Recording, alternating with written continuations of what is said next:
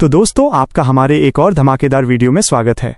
आज का एपिसोड भाई सच में आपको हिलाकर रख देगा, क्योंकि हमारे डोग्जा ने अपनी जान बचाने के लिए एक ऐसा झूठ बोला है जिसकी वजह से असली दुनिया में बैठे यू जूंगhyuk की शामत आने वाली है। डोग्जा खुद को जूंगhyuk बताकर डेमोनिक रियल्म का नया राजा बनने का ऐलान कर देता है, लेकिन कहानी में असली भूचाल तब आता है जब रात के सन्नाटे में पब के अंदर एंट्री होती है मौत के दूसरे नाम यानी एग्जीक्यूशनर की। अब जब पूरा पब डर के मारे कांप रहा है, तब डोग्जा इस अजय दुश्मन के सामने छाती तानकर खड़ा हो गया है। आखिर डोग्जा इस मौत के खेल से कैसे बचेगा और जांग हयोंग का असली सच क्या है, ये सब कुछ आज आपको इस वीडियो में जानने को मिलेगा, इसलिए वीडियो को पूरा देखना। तो चलिए सीधे आज के इस रोंगटे खड़े कर देने वाले एपिसोड को शुरू करते हैं। लड़का हैरान है और पूछता है कि उसे उसका असली नाम कैसे पता। डोग्जा को याद आता है कि उसने पास्ट में अपने कंप्यूटर से एक कमेंट लिखा था और सोचता है कि अगर उसने वो कमेंट नहीं डाला होता तो शायद जांग हयोंग का अस्तित्व ही नहीं होता। वो कमेंट एक नया कैरेक्टर लाने के बारे में था। डोग्जा को याद आता है कि उसने बैकग्राउंड के बारे में सोचा था। जूंगhyuk एक रिग्रेसर है, तो शायद एक डायमेंशन स्किपर नया कैरेक्टर बनकर आए तो अच्छा होगा। डोग्जा सोचता है, काश मैंने वो कमेंट ना लिखा होता, कम से कम दूसरे हीरो को आयामों में भटकने की ये मुसीबत नहीं झेलनी पड़ती। डोग्जा उसे बताता है कि उसमें टैलेंट की कमी नहीं है, बस उसे अभी अपने टैलेंट के बारे में पता नहीं है। जांग हयोंग अभी भी चुप है और डोग्जा की एक बात भी नहीं समझ पा रहा। आइलीन अंदर आती है और जांग हयोंग से पूछती है कि ये सब शोर शराबा कैसा है। वो हैरान है और वहीं जम जाती है। आइलीन डोग्जा से पूछती है कि क्या उसने उसके साथ कुछ किया है। आइलीन के पीछे कुछ लोग हैं और डोग्जा समझ जाता है कि वे सिसुट सिविल काउंसिल के लोग होंगे। डोग्जा कंधे उचका देता है। आइलीन आगे आती है और डोग्जा कहता है कि जांग हयोंग बहुत महत्वाकांक्षी है। आखिर उसने बड़े डेमोनिक रियल्म की बड़ी पोस्ट ठुकरा दी और इस बॉर्डर वाले इलाके में आ गया। डोग्जा आइलीन से पूछता है कि क्या ड्यूक चाहता है कि वो जायंट सोल्जर बनाए। आइलीन कुछ बोल नहीं पाती। डोग्जा समझाता है कि ड्यूक हाल ही में अंडरवर्ल्ड के दौरे पर गया था और तब से कुछ अजीब सा हो गया है। यही वजह है कि वो उससे नामुमकिन चीजें मांग रहा है और उसे खुद नहीं पता कि वो क्या कर रहा है। डोग्जा उसे बताता है कि अब जब उसने 3 बार मना कर दिया है तो ड्यूक उसे जबरदस्ती ले जाएगा और पूछता है कि क्या वो इसके लिए तैयार है। वो उससे अपनी रिक्वेस्ट मानने को कहता है और यकीन दिलाता है कि वो ड्यूक को उसके लिए रोक सकता है। वो पूछती है कि वो कौन है। डोग्जा मुस्कुराता है और कहता है कि वो यू जूंगhyuk है और वो 73वें डेमोनिक रियल्म का डेमन किंग बनने वाला है।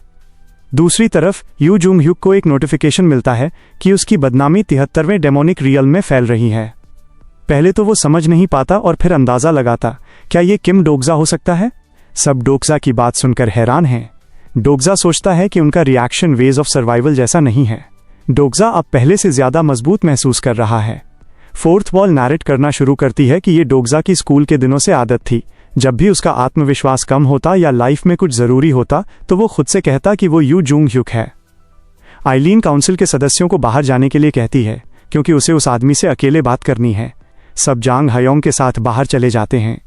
डोग्जा बात करने से पहले उसे आज़ाद करने के लिए कहता है क्योंकि ये बात करने के लिए सही पोजीशन नहीं है। आइलीन उसकी रिक्वेस्ट को नज़रअंदाज करती है और पूछती है कि क्या उसे पता है कि वो क्या कह रहा है डेमन किंग बनने की बात। डोग्जा कंधे उचकाता है और लापरवाही से कहता है कि इसका मतलब सिर्फ इतना है कि वो 73वें डेमोनिक रियल्म का राजा होगा और वो बाकी 72 डेमन किंग्स का भी ध्यान अपनी तरफ खींचेगा। वो अपने हाथ सीने पर रखकर बैठ जाती है। वो उसे बताती है कि इलाज करते समय उसने उसकी स्टोरी देखी थी, लेकिन उसे अभी भी उसके इरादों का कुछ पता नहीं है। वो उसे बताती है कि ड्यूक सिसुट बहुत मजबूत है, शायद डोग्जा जितना सोच रहा है उससे भी कहीं ज्यादा। वो उसे बताती है कि वो उसका आत्मविश्वास समझती है क्योंकि उसके पास अच्छी स्टोरी है, लेकिन उससे सबूत मांगती है कि वो भरोसे के लायक है। वो उससे ओथ ऑफ एग्जिस्टेंस लेने को कहता है। वो अपना हाथ उसके हाथ के साथ मिलाती है और वे कसम खाते हैं, चाहे वे यहाँ कुछ भी बात करें, वे उसे बाहर लीक नहीं कर सकते। वह उससे उसकी असली पहचान न बताने को कहता है। वो उसे बताती है कि ये कसम उन सभी काउंसिल सदस्यों पर भी लागू होती है जिन्होंने उसकी स्टोरी ठीक करने में मदद की थी। वो उसे बंधनों से आज़ाद कर देती है। वो उसे बताती है कि सिविल काउंसिल लंबे समय से फैक्ट्री को गिराने का मौका ढूंढ रही है। डोग्जा सोचता है कि फैक्ट्री इंडस्ट्रियल कॉम्प्लेक्स का दिल और पावर का केंद्र है। वो पूछता है कि क्या वो रईसों को गिरफ्तार करना चाहती है या खत्म। आइलीन सिर हिलाकर मान जाती है। वो पूछता है कि क्या वे सब रिटर्नी हैं जो अभी भी डेमोनिक रियल्म की लाइफ में दखल देने की कोशिश कर रहे हैं। वह उसे पक्का बताती है कि वे अभी रिटर्नी नहीं हैं। डोग्जा अब समझ जाता है कि हर रिटर्नी डायमेंशन स्किप सिनेरियो पूरा करके घर नहीं लौटता, उनमें से कुछ सिनेरियो में फेल हो जाते हैं और कुछ अपने घर से नफरत करते हैं और कहीं और रुक जाते हैं। वो उसे बताती है कि बहुतों ने ड्यूक को मारने की कोशिश की लेकिन वे फेल हो गए। वो समझाती है कि उनमें से ज़्यादातर ड्यूक तक तो क्या, उसके गार्ड्स को भी पार नहीं कर पाए। फैक्ट्री में बैरन और विस्काउंट जैसे 100 के करीब छोटे रईस हैं।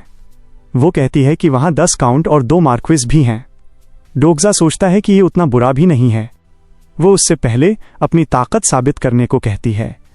वो यकीन करना चाहती है कि वो रईसों का सामना करने के लायक है। किस्मत से एक सही दुश्मन सिसुट आया है। वो पूछता है कि क्या उसका मतलब गिल्बोज इंडस्ट्रियल कॉम्प्लेक्स का दूत है।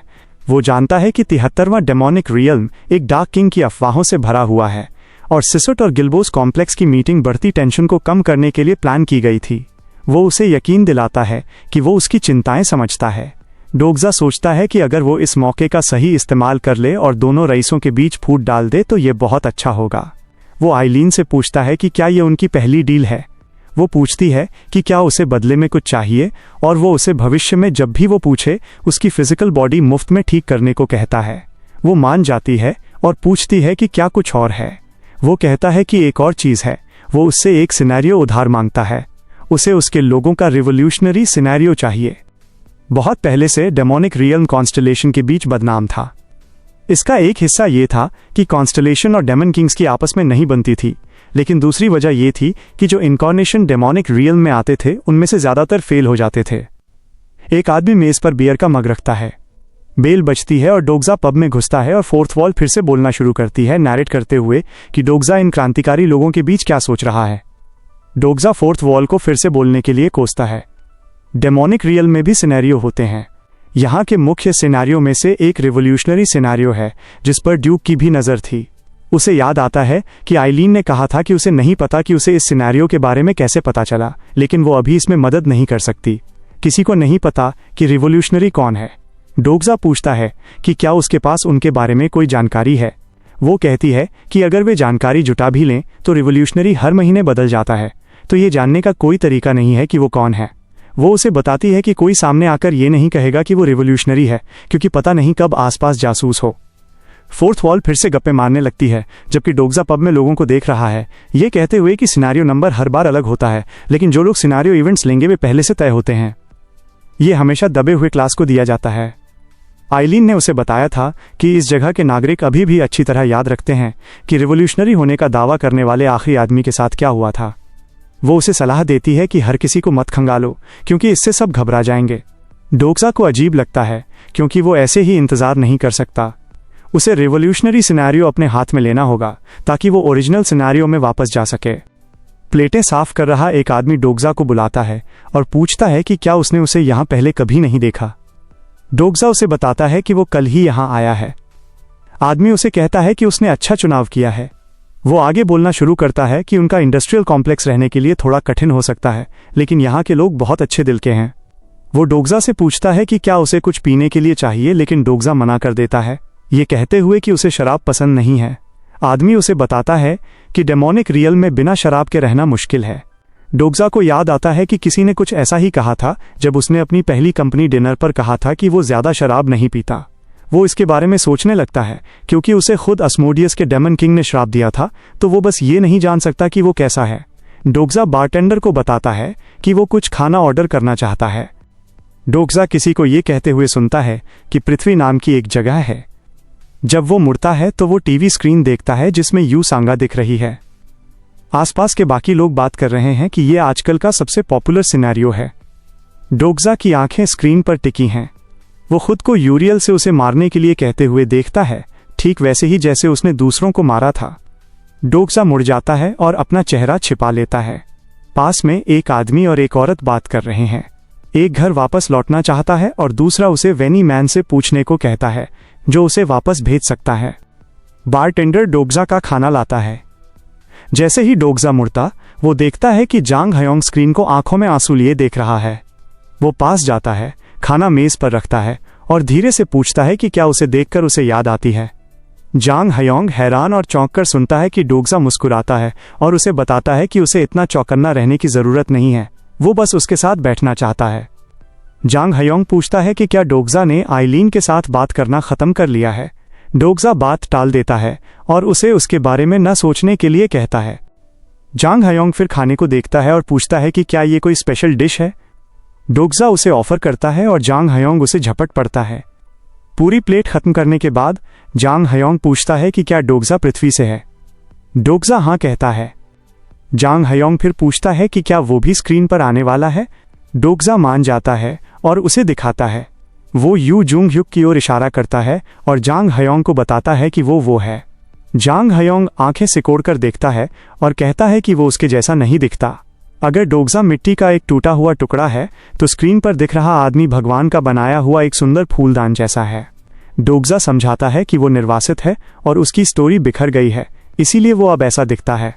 जांग हयोंग यकीन करने से मना कर देता है। डोगजा हंसता है और कहता है कि वो नहीं है।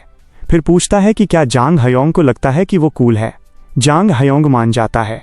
डोगजा उसे बताता है कि वो उसकी मुलाकात यू जुंग ह्युक से करवाएगा, ये सोचते हुए कि चूंकि जांग हयोंग जुंग ह्युक को अपना आइडल मानता है, शायद वो घर वापस लौटना चाहेगा।